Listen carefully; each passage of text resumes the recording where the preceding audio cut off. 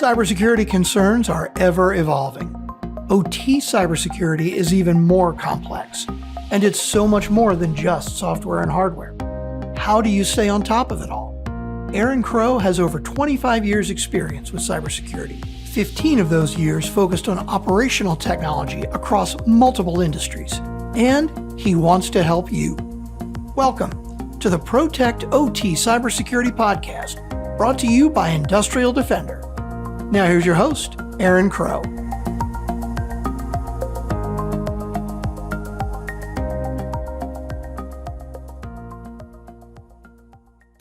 Awesome. Hey, Matt, thank you very much for joining me today. I'm excited to dig into this. Love SBOM and all that you guys are doing. So why don't you introduce yourself to the audience? Tell us who you are and what you guys do. All right. Hey, everyone. First of all, thanks, Aaron, for having me on today. I'm really excited to chat. I think it should be a lively discussion. I'm Matt Wyckhouse. I'm the founder and CEO of Finite State. Finite State does comprehensive software risk management for primarily for connected devices, but really for the entire software ecosystem around connected devices. A lot of that is in the OT world, with industrial control systems and other equipment that you might find in OT networks.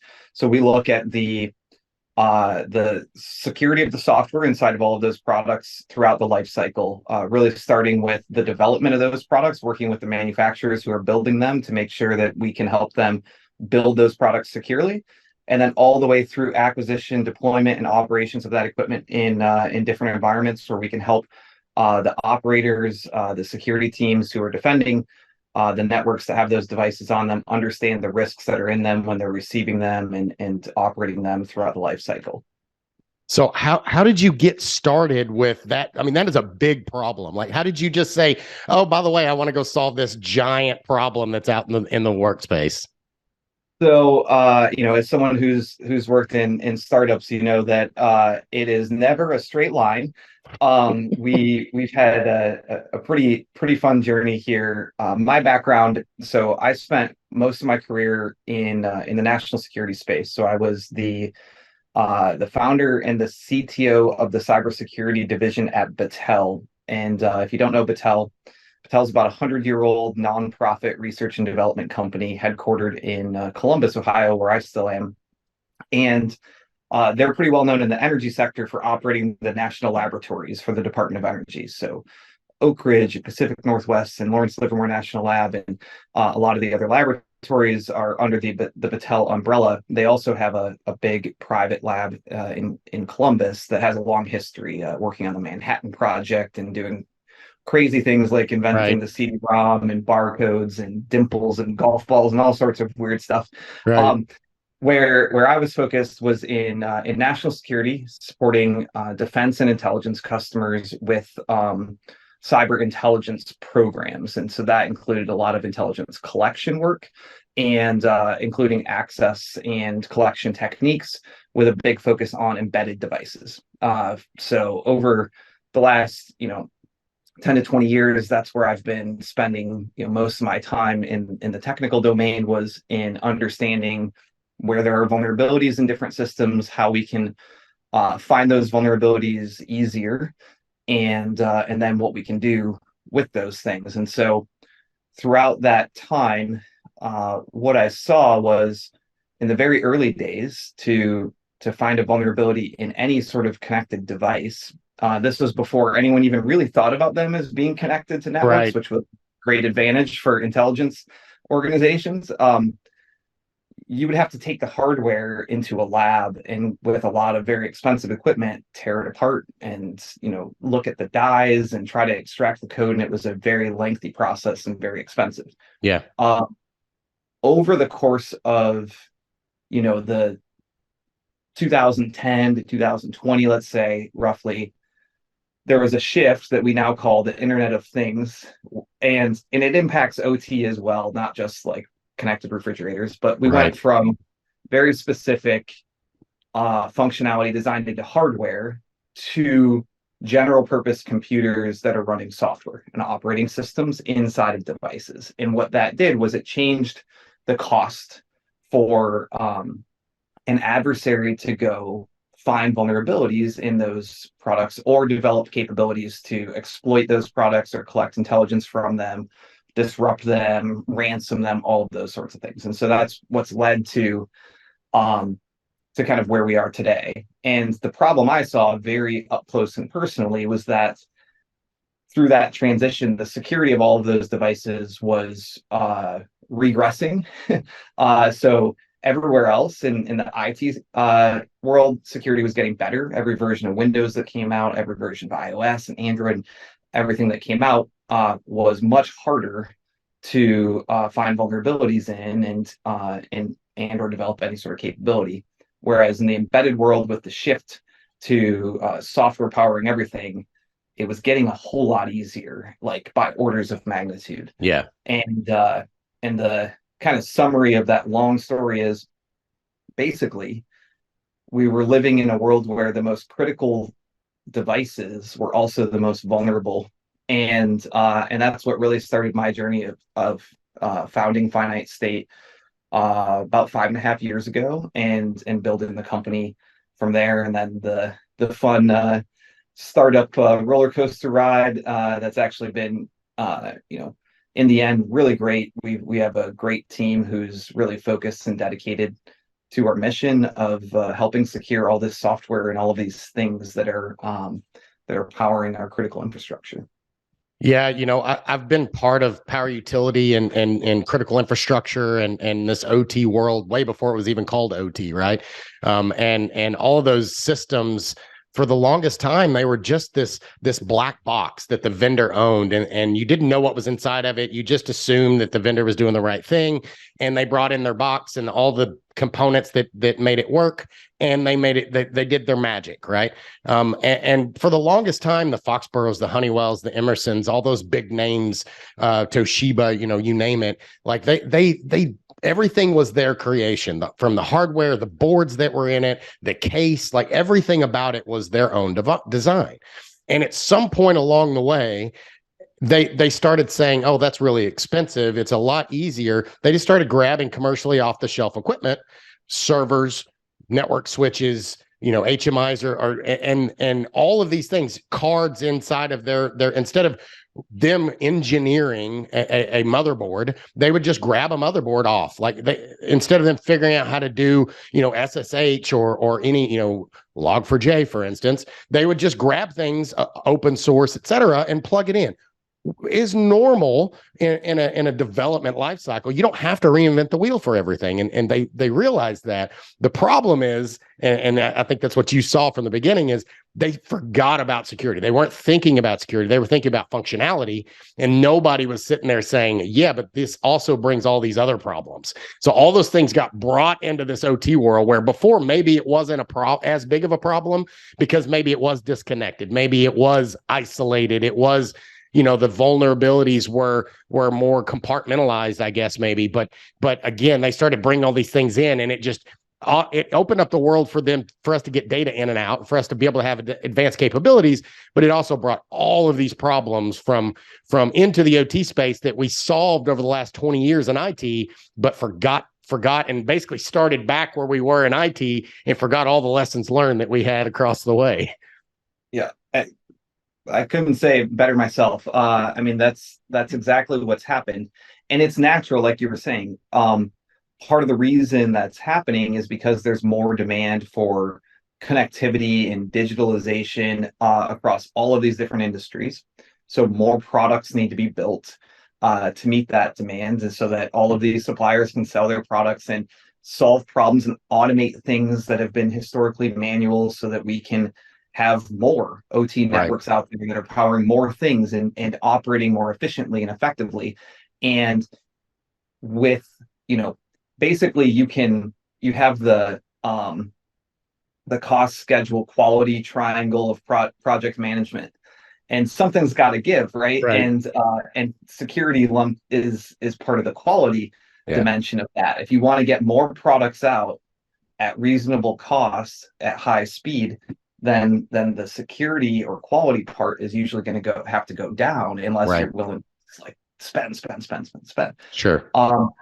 And so what we've done is we've constructed these really elaborate, complicated software supply chains. And a lot of that is open source software, which has actually been a boon for every industry Sure. that there is, and a great thing. And generally, open source, you at least have eyes on the code and can find vulnerabilities or understand, retroactively where the impacts are. Right. Um, but also, proprietary third-party software that transits supply chains, and it becomes really hard to understand the vulnerability landscape. And the other thing that's interesting that's changed, I think, that's all of this is a confluence that's going to eventually get us to SBOM and software supply chain security. Right. But the other change has been the vulnerability and threat landscape too, and the attention on OT. Whereas, if you go back 10 years, again, to do vulnerability research on OT equipment was a challenge Yeah. and expensive. Yep. And generally, threat actors that we were concerned about were not, even if they had capabilities, weren't necessarily going to leverage them because of the consequences. But as we started to get into these software supply chains where software was more commoditized and available, vulnerability research and capability development that could impact OT equipment started to become more accessible to more groups who might want to target it. And I think the growth of ransomware and kind of incidental uh, uh, impacts to OT systems is starting to embolden threat actors a bit. Sure. And so now we have a different vulnerability and threat landscape and these really complicated software supply chains that we have to reconcile. And that's really what's part of what's driving the OT security industry today.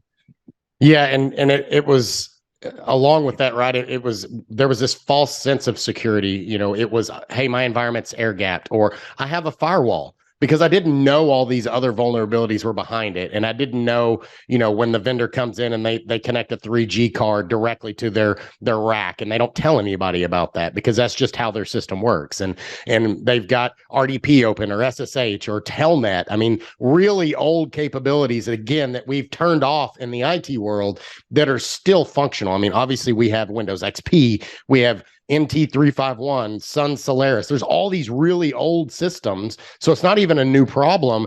And it's not a problem just because, XP running in a corner that's not connected to the internet and is isolated doing this one thing is not a problem in and of itself. I don't have to get rid of it. I don't have to patch it. That's not a problem. But once I connect that and have a path out to the internet, that's when it becomes a problem, right? That's the problem. And the issue is that we didn't know that we did it.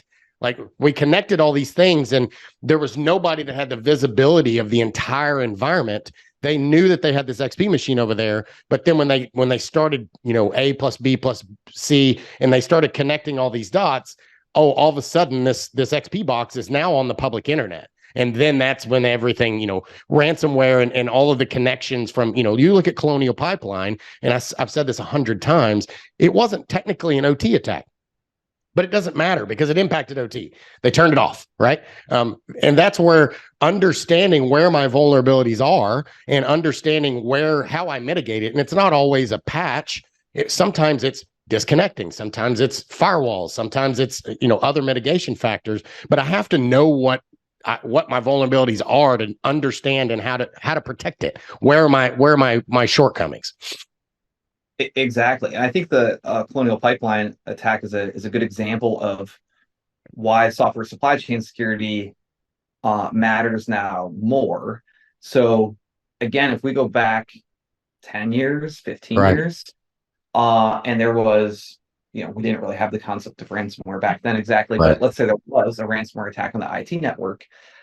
I don't think anyone would be really concerned that it was going to leak over into the Right. OT network, because the software was so specialized, Right. because you didn't have all of this open source necessarily sitting in all of this equipment that started to look a lot more like the same software in the IT side. Yep. Even though we thought that they were disconnected, and we know that maybe there were incidental connections between those networks, there was less of a concern. but because the ransomware kits have certain are pre-programmed with certain access techniques that are going to exploit certain vulnerabilities that you would think that wouldn't exist over in my OT network. But what's happened is with all of these intertwined software supply chains, now there's a much bigger threat that the vulnerabilities that are present in your IT network are also present in your OT network. And if there's some pathway between those two, then you have spillover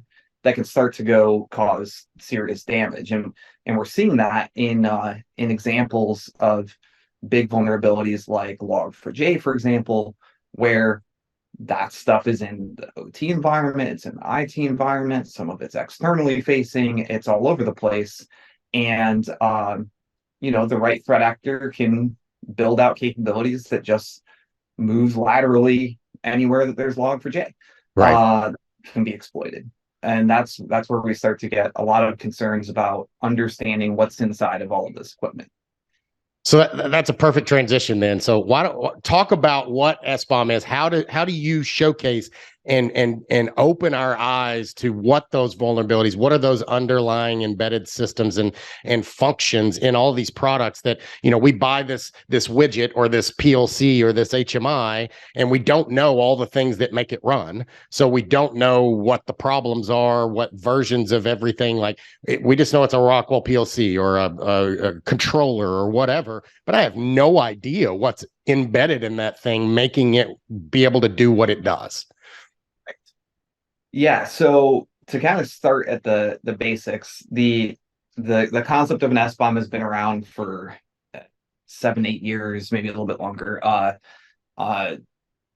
Started in the federal government as an idea with lots of smart people like Alan Friedman and Josh Corman, others who started saying, hey, when I buy software, I probably should know what's inside of it so that I can start to manage the risk myself. And the best analogy that is used is an SBOM is kind of like the in part of a nutrition label when you're buying food.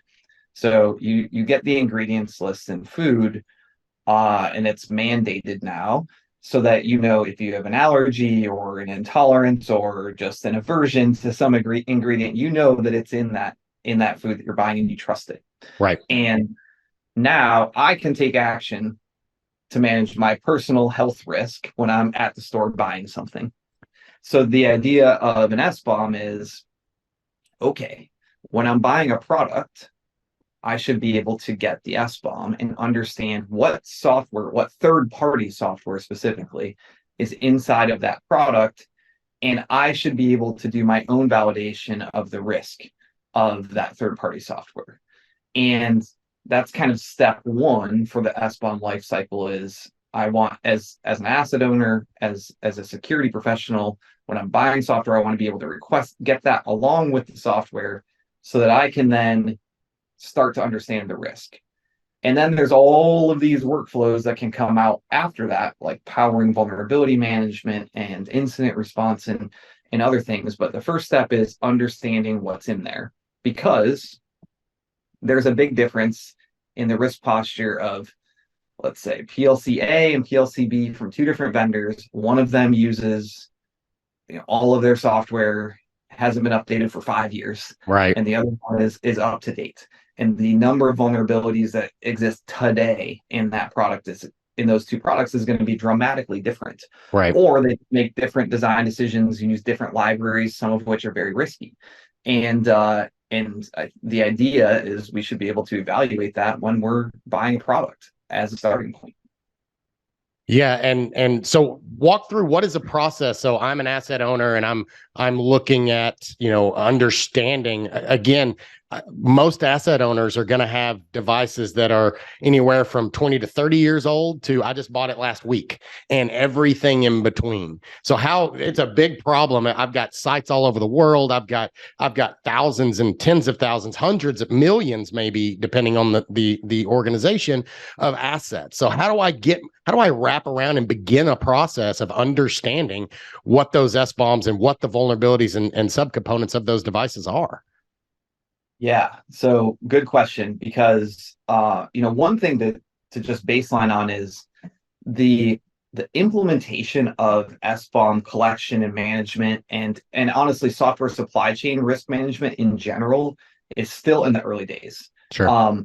And there's a lot of companies, Finite State is one of them. But there's a lot of companies out there. There's a lot of government entities out there who are trying to get this thing bootstrapped to get us to a place where software supply chain security is easier, but it takes effort, and we do have to find the starting point. So, from a OT security practitioner standpoint, from let's say an electric utility or oil and gas organization standpoint, what we find as the best starting point is the place that you can actually be most effective in requesting data is at the time of purchase. Sure. And so that first step of I want to get an SBOM when I buy software is step one. Now there's many different angles to this, and it's not always as simple as it sounds. So we're seeing in different industries different approaches to this, but the best approach is to try to create a more collaborative relationship with your vendor and ask them nicely for the data that you want, and explain that you are approaching software supply chain security and procurement a bit differently in accordance with standards like the NIST standards for secure software development, like Executive Order 1428, and all of the other regulatory drivers that are out there. But that you want to, for the products that you are buying that are going into your OT environment, you are going to start doing risk assessments. And step one of that risk assessment is you would like an SBOM that you can then use to understand the vulnerabilities that are in that product. And I would say it is variable whether you're going to get it or not today. Right. And the reason is not exclusively because vendors are resistant to SBOM, but because some vendors don't know about it yet. They aren't as advanced in their security posture as others. Some are concerned about real issues, and I would call them mythology around SBOM, and the move from a very opaque relationship to a transparent one is uncomfortable in general. Yeah. Like you were saying, you go back a handful of years, you buy something from a vendor, it's a black box. The vendor operates, maintains it. When there's a problem, they come in and fix it. And in shifting that dynamic to be more transparent, where now the security team, the operations team has more visibility into that, makes people uncomfortable. It's natural. So kind of going back to the original question here, what's step one? Step one is to ask for the data that you want so that you can do a risk assessment. Working alongside companies who have done this, Finite State's an example, but there's also consultancies and service providers out there who know how to ask the right way and facilitate that exchange, tends to be helpful, but not required. But reach out to the salesperson that you're working with who's selling you that product, and ask them to connect you with the security team so that you can get the data that you're looking for. Right. And then really step two is create a channel between your security team and theirs, which no matter what is a benefit. Sure. And we have found, I mean, it's amazing. We've gone into some really big organizations who have relationships with some of their big suppliers that they've had for like decades. And we literally facilitated the first phone call between the two security teams ever. Right. Which is crazy to think about, right? And so that collaboration is a good thing, and thinking about it as collaborative versus hostile is also really important. um, I think we don't want to think about security data collection and risk assessment as I'm gonna, this is a test. I'm gonna make my vendor jump through a bunch of hoops Sure. and watch them squirm. It is, I have a goal of increasing my security and improving my security, and specifically my software supply chain security, requires my vendor to take actions. I Yeah. like a lot of the issues that you're going to find. Let's say you find Log4j, a vulnerable version of Log4j inside of a piece of equipment that you want to buy. You as the asset owner, as the operator of that equipment, can do very little. Right. To fix the root cause. Your Right. vendor has to fix it. And so having a good collaborative relationship with them is important, because the end goal is have them fix the issues that you are uncomfortable with, have them reduce the risk of that product, and help them understand the environment that you're operating it in so that they can improve it. Yeah. That's the only way that we improve this over time. And so that attitude is really important. Building that collaborative relationship is important. That's the starting point. There's a lot of other steps Sure. after, but I'll pause there for a second. Well, and that brings to point is it is a collaboration, because if I'm an asset owner and I have, you're my vendor and I buy your product and I put it in my environment, if I get, ransomware or attacked or whatever the scenario is, it's going to be public, right? It's going to be bad for me and it's going to be bad for you. Right. It only makes sense for us to work together because it benefits both of us. I'm not trying to say, aha, I got you. It's not that, right? It's about, hey, I want to use this product. I like this product. I like you as a vendor, as an organization, but we have to work together to make sure that when I bring this in, that my risk, because ultimately as an asset owner, I own the risk. When that plant goes down or that facility goes down, my bottom dollar is the one that's impacted. The safety of my employees, my customers, all of that is my direct responsibility and my risk. But you have a piece of that because your product is a part of my chain. And so that's where, that collaboration is super important. And for whatever reason, the OT world, it has been a struggle. I've seen it not just in this software, this piece with SBOM, et cetera, but also in others. Like, each vendor has their own security suite and they do things differently and they want to do it their way. And if you do it a different way, they don't want to support it. And I get it to a point, because they can't support every version of antivirus in the world, because they just don't have enough time to test out and validate all of them. It's not saying that it won't work. They can only standardize and approve one, but it needs to be more, just in general, it needs to be more of an open collaboration of, hey, these are the ones that we've tested. These are we haven't tested these, but we're willing to work with you to make those work, right? Because we know I don't want to have 15 different antivirus solutions, or 15 different patching solutions, or 15 different backup solutions. I need to make it where it's as easy as possible that I can understand my risk and mitigate my risk. And it's a collaboration, to your point, not just a me telling you or catching you or trying to call you out or anything like that as a vendor. So that's exciting, man. So let's talk about, like, I've got a PLC and I want to, and I've already owned it and it didn't get through when I purchased it, but I want to get into your software and I want to get an understanding of what that software bill of material is for this piece of equipment. What does that look like? Yeah. So we started with, what do you do with all the new stuff that you're buying, which is right.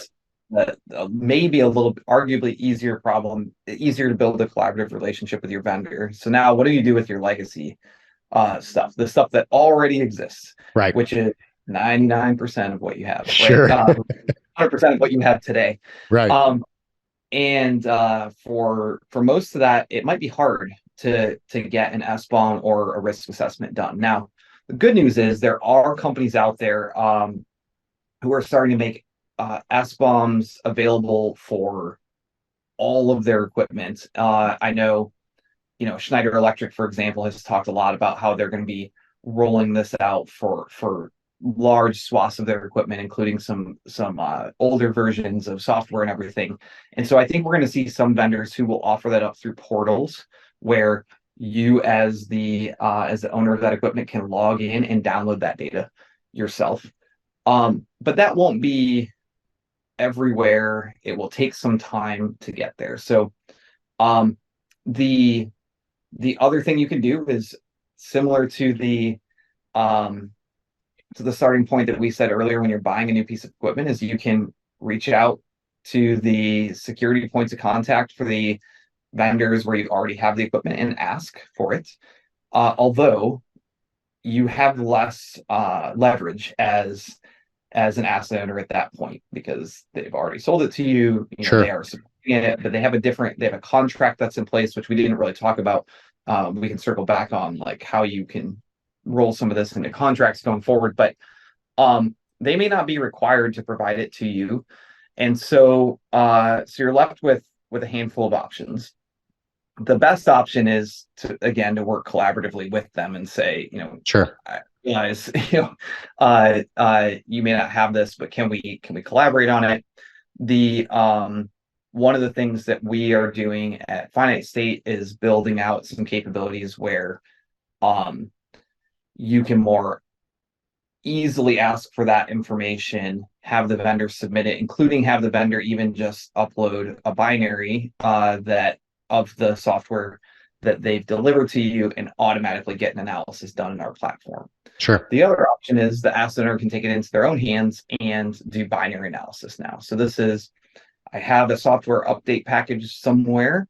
I either just received it and want to understand the risk, or I already have it in my inventory, and I want to know what's inside of this equipment. And there's a lot of reasons you might want to take it into your own hand, including the fact that there's software that's no longer supported, that's probably running on your network, vendors that don't even exist anymore. Yep. That are in your environment, and you need to understand the risk.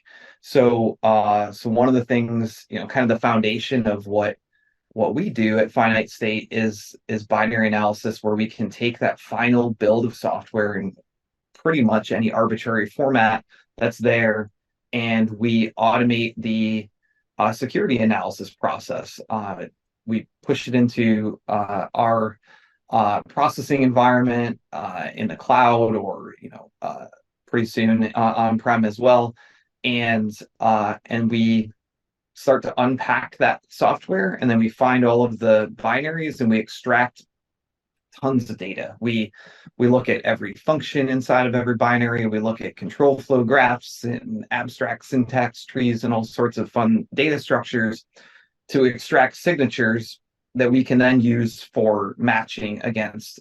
We have a gigantic ground truth database of both open source and proprietary third-party software, so we can build that SBOM in an automated way. And then now you have an SBOM, you also will get vulnerability data that comes with it. You will also find non-CVE vulnerabilities, such as like hard-coded credentials, or in open services that you probably don't want running, misconfigured services, misconfigured cryptographic implementations, all sorts of stuff like that. We can also find in binary software, and then that will give you a risk assessment you can use as a baseline, and hopefully it can open up a channel for you with your vendor to work collaboratively to address the issues that have been uncovered. Which that's so powerful, because if you think about, in an IT world, I would bring in a red team and they would just beat the heck out of the device. They'd, scan it and do all of their things. But I'm not as comfortable doing that in an OT world. Like I'm not going to allow a red team to come into a running power plant or a manufacturing facility or whatever the oil rig and really just go to town. And there's very little downtime that I would even allow anything like that, because what if they do something that I can't recover from? and then that device is out and I don't have a spare, or I do, but I can't get it back up. Like, it's a huge risk to do that in an active way, which is why, passive tools are so powerful today. And so many folks are comfortable with that. And once you start having an active conversation, it gets difficult. So being able to look at the code itself in an offline manner is no risk to the end user. It's no risk to the asset owner, but it's a way that I can understand. There's no way I would have known those hidden credentials. There's no way I would have known that service that was running that, was hidden and I didn't know about, or that I thought it was, encrypted, but the encryption isn't actually implemented correctly. So there's a workaround, right? Like all those back doors that are embedded in the code without beating the heck out of the device, with really smart people knowing what they're looking for. There's really no other way to find that out. And again, in OT, I'm not willing to do that. So that's hugely powerful for this space to open up. Now, the bigger problem I see is man, that's going to open up so many vulnerabilities. And what do we do about that? Like, I already have vulnerabilities. Maybe I'm doing something about them, maybe I'm not. How do I tackle that bigger problem? Now I've got more that are out there, and like you said, I can't even fix all of them. Right. Yeah. And so you're exactly right. The power of being able to kind of do an inside out analysis of your assets is really, really significant, because you do not need to disrupt your operations at all. You need a copy of the software that's running on that device, and we can do what we need to do statically. That is not to say that we can find every single vulnerability that there might be, and that it should completely replace any sort of vulnerability management or scanning or pen testing. Like, it's a piece of the puzzle like everything else, but it is very powerful. Yeah. And we can find a lot because we get this really deep visibility.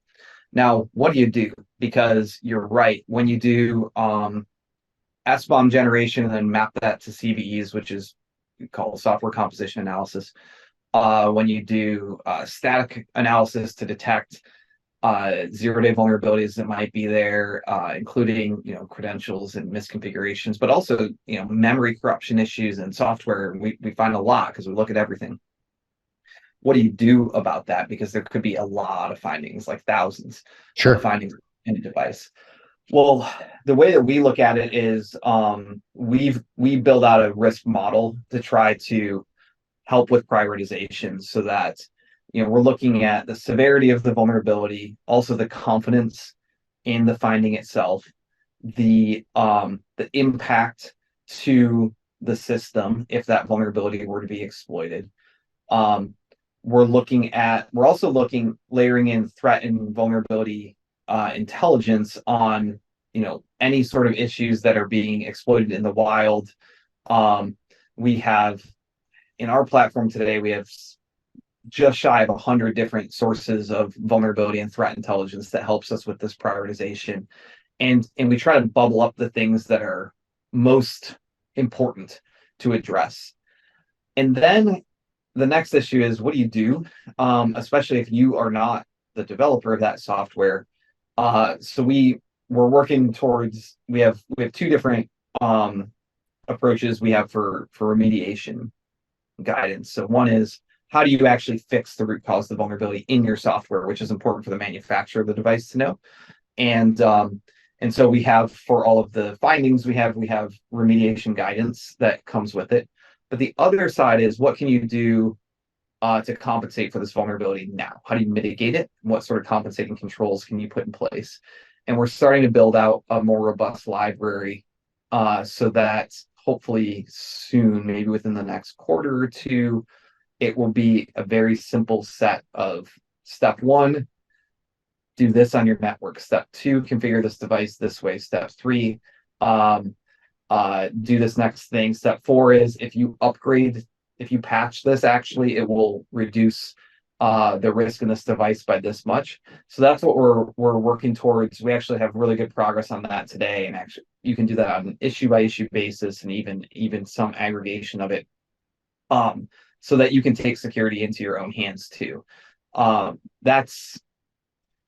It's a lot. There's a lot of findings. There's a lot of potential issues, and it does require collaboration. But there is also a lot that you can do as the operator. of that device to try to mitigate the risk in many cases. Not in every case. Sometimes there's just Sure. it's very difficult to manage.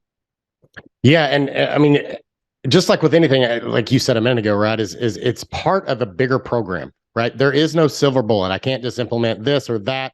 Your product, my product, any other product. There is no silver bullet. Like again, I mentioned it earlier around the firewalls. Like 10 years ago, we thought, hey, I put a firewall in. That's all I need to do for OT. I'm good. Like we know that just stops one attack vector. Like, and it doesn't even stop it. It's just slowing down an attack vector. How many firewalls have been penetrated because of poorly designed firewall rules themselves, right? Not to mention the code that's running on them. But Right. all of this it's part of a larger program, and understanding, although it may be overwhelming, although maybe I'm going to bring in thousands more vulnerabilities, but I can't just put my head in the sand and pretend they don't exist. And I need to know what they are, so that I can do something about it. Now, maybe I can't update the code because I'm going to have to depend on my vendor, and maybe that's a year-long process. But I know, hey, if this has a vulnerability and it's got telnet running and I can't turn that off, I can put other mitigating factors around it. I can isolate it. I can block it with a firewall rule. Like I can monitor for those things. I can look for, hey, we know this vulnerability on these devices and I can't fix it, but let's watch these devices for this thing. And if we see that, throw up a red flag and send the guards and all that kind of stuff, right? And so there's a lot of things that we can do with this information, but again, it goes into making sure you it's tying into something. It's having a program, having the processes and the understanding. All of these things are people, process, and technology. Technology is just one piece of this, but tying all those things together. So I get this data. So what? So you talked about it, right? Step 1, step 2, step 3, being able to understand what to do with this information. Having vulnerabilities is a great thing. If I don't have anybody that can look at it and know what to do about it, then what's the point of it? So I love the fact that you guys are integrating that next step, the so what. Yeah, I've given you a list of vulnerabilities, but also these are some ways that you can do some things about it, which is helpful to the end user as an asset owner. Exactly. I mean, you can think about it. I think there's a lot of analogies to asset inventory as well. So for the longest time, and in many cases still, we don't have accurate asset inventories in OT networks, Yep. right? But if you ask anyone, is it a good idea to have an asset inventory of your OT network? I think the answer is an obvious yes, right? It's very hard to protect things we can't see. Like that visibility, that improved visibility is always a good thing. What we're talking about doing here is getting that asset inventory down to the software level. It goes beyond what you have visibility into today. But if you go over to your IT counterparts and ask them, hey, for all of our IT systems, would it be good enough for us to just know that that's a Windows box? Or do we want to know what software is running on that Windows box? And that's what we're trying to get to. We can actually leverage the fact that most of this equipment, all of these embedded devices, the software running on those devices doesn't change every time it boots up. Like it's fixed, unless there's a problem. Sure. And so we can create that inventory. We don't have to create it dynamically the same way that we do over in the IT world in many cases. We can create it once we have that inventory, and now there's power in having that visibility, because we can do things like we can do vulnerability management by understanding what vulnerabilities impact that software inventory. And then we can start to do vulnerability risk reduction by putting compensating controls in place, or by pushing requests out to our vendors, or both. We can also do vulnerability and incident response once we have that data. I mean, look, the Log4j vulnerability that now we're at a year and a half later. I mean, there are still teams that are trying to track down the impacts of that right now. Yep. And think about that for a second. So if we have the software component level visibility, and you have it in a database that can be searched, which is what a lot of providers like Finite State and others do, then you can just say, where do I have this version of Log4j? And you get the answer back instantly. Right. Similar to having an asset inventory. for all of your OT networks, where do I have this particular PLC? You get an answer back very Yep. quickly. That's what you want. You want increased visibility to power all of these security workflows so that your team isn't spending days, weeks, months running around substations, like doing physical inventory, trying to figure out what's going on inside of all of these devices, or sending emails to your vendors and waiting months for them to respond to you. The more proactive you are and the more data you collect and the more visibility you have, the more agile and effective your security team can be. Yeah, I mean, personally, I saw that. I went through that Log4j with a couple of power utilities, very large ones, and that's what happened. They literally rolled trucks, people with clipboards, walking to every substation and manually logging things because they had an asset inventory. It was in multiple places, but that's where I really see the power of this, is tying that asset inventory. Hey, I have this PLC, this HMI, et cetera, in these locations. And then having the software bill of material, not just the vulnerabilities of, hey, I know this Rockwell PLC, blah, blah, blah, blah, blah, has this vulnerability, but being able to tie those vulnerabilities directly to an asset. So when you have that Log4j come out, not only can I say, hey, I know all these have it and these are the vulnerabilities, I can search that, but also where do I have that in my environment? Where are those devices? They're at this substation. They're at that substation. This one's already been updated. We don't have to worry about that one.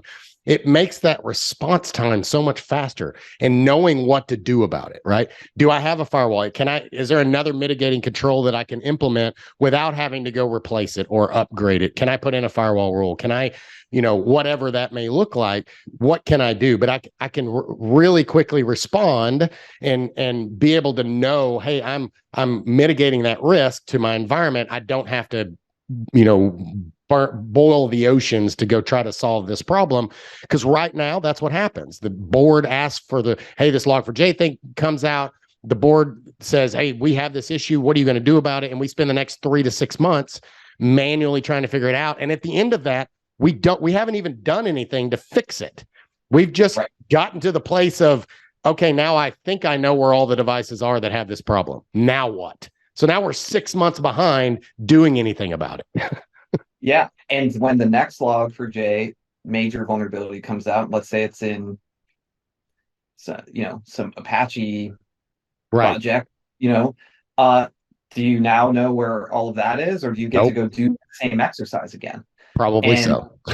And that's the thing. This is the idea of this. And yes, it is a mountain to climb. Like, we all recognize it, to get SBOM visibility for everything. But a lot of organizations are climbing that mountain right now, and we're trying to work collaboratively to do it. But it prevents you from having to go do that same Log4j exercise the next time. Right. Let's collect it now. Let's build processes to make sure that we're collecting and aggregating this data. We now have visibility. We have our asset inventory for all of our physical assets. We now also have a software inventory for all the software in those assets, and we can start to make better decisions, and we can respond faster with much less effort, and stay ahead of any of the threat actors that we're worried about, because now we know more than they do about our environment, and that's where we always want to be, right? Yeah, I mean, up until now, it's felt like we're kind of in the dark. As a cyber professional, I'm trying to protect these environments that I don't fully understand what they are. So how do I protect something that I don't know where the risks are? Like, I'm guarding the front door, and I don't know that there's 2 other doors right behind me that are unguarded, right?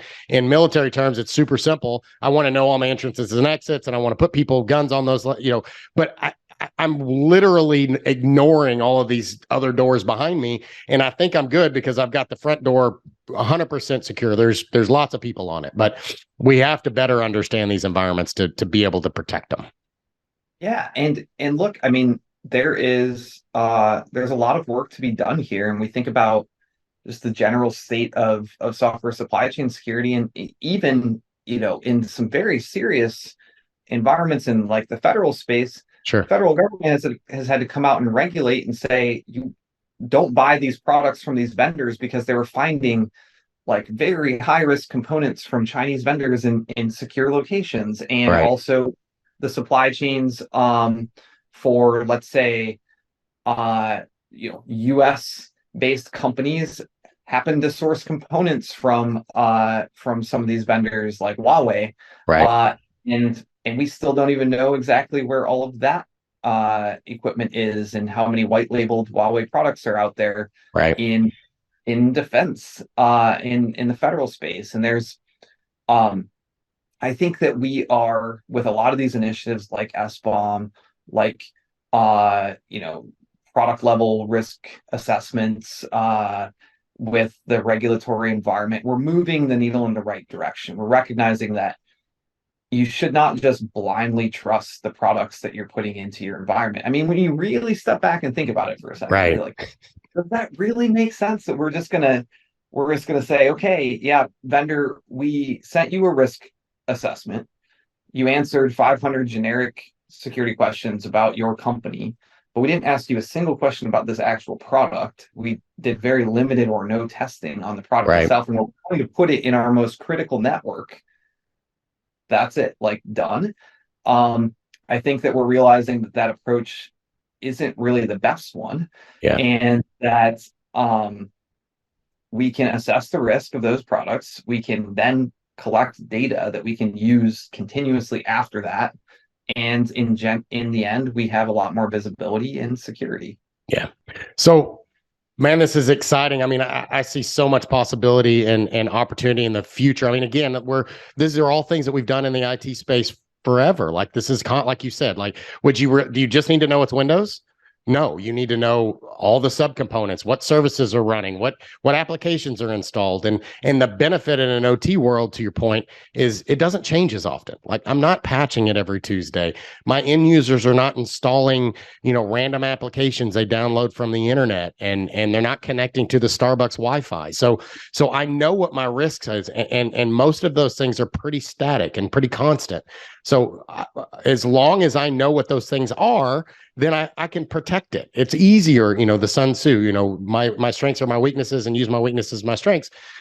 Because it doesn't change and because I'm not patching and all those things, I can use that. I should know what good looks like, which means I should notice when bad happens. I can look for those things. So given the next all that we just talked about, right? So the next 5 to 10 years, what's one thing that you're like hopeful for in cyber and this space, and maybe something that you're concerned around in this space? So first, I'm actually very, very optimistic about the security investments that vendors are making, especially in the OT space.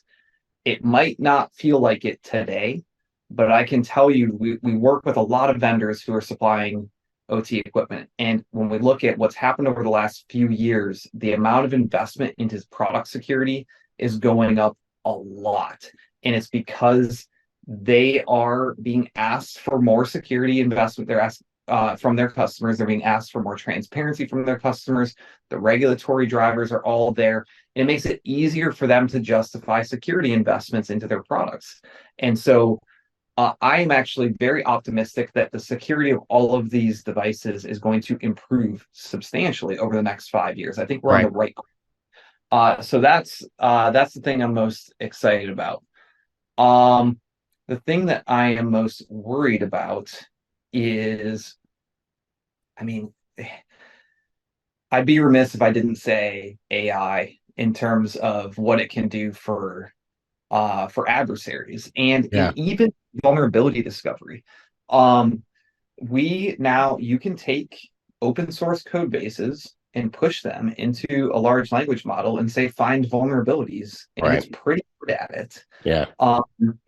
And you can also, obviously we've seen a lot of stories coming out about how you can automate phishing emails and attacks and customize them to individual users, and the scale that certain adversary groups are going to be able to get out of AI is a bit scary. And it's a little bit of an arms race. Can we use these things for defense versus offense? And that one concerns me a bit, because I don't think we fully know what we're getting into over the next, especially when we think about 5 years and we think about where we've come in just 6 months with AI. Yeah, ChatGPT has grown. I think it came up in 2022, and it's already at version 4. in a very short amount of time, and it's crazy how good it is already. And the differences between 3 and 4 are pretty substantial. I can't imagine what 5 and 6 and 10 are going to look like in the next year, or 6 months. But yeah, 5 to 10 years, man, it's crazy. So yeah, I agree, man. So any call to action? How do people get a hold of you, find out more information about Finite State, et cetera? Yeah, we have tons of literature on a lot of the topics that we talked about on finitestate.io. You can reach out to us. There's a contact form right at the top, and we'll get right back to you. You can connect with me on LinkedIn. Really easy to get a hold of me too. And there's a lot of different working groups on SBOMs right now. I would say if you're an asset owner or a device manufacturer and you're interested in what's going on, CISA, I think alone has 6 different working groups about vulnerability management with SBOMs and VEX documents, which we didn't even get into. Tooling, there's some really great stuff that Alan Friedman is running point on out of CISA. There's some energy sector specific ones that are happening too. So there's a lot of different ways to get engaged. If you want any guidance on that, we're also happy to help direct you in the right place. And we'd love to talk with you. So yeah, reach out to us at our website or on LinkedIn, and we'd love to chat. Awesome. Hey, Matt, thank you very much. I enjoyed the conversation. I think it's going to be a lot of benefit for everybody. So thank you for your time today, sir. Thanks a lot, Aaron. I really appreciate you having me on. This is a lot of fun. Thanks for listening to the Protect OT Cybersecurity Podcast. If you got some valuable information from today's show, please subscribe, rate, and review the show on Apple Podcasts, Spotify, or wherever you get your podcasts. To learn more about Aaron and to get your free copy of the OT Cybersecurity Solution Buyer's Guide, go to industrialdefender.com. That's industrialdefender.com, or you can click the link in the show notes.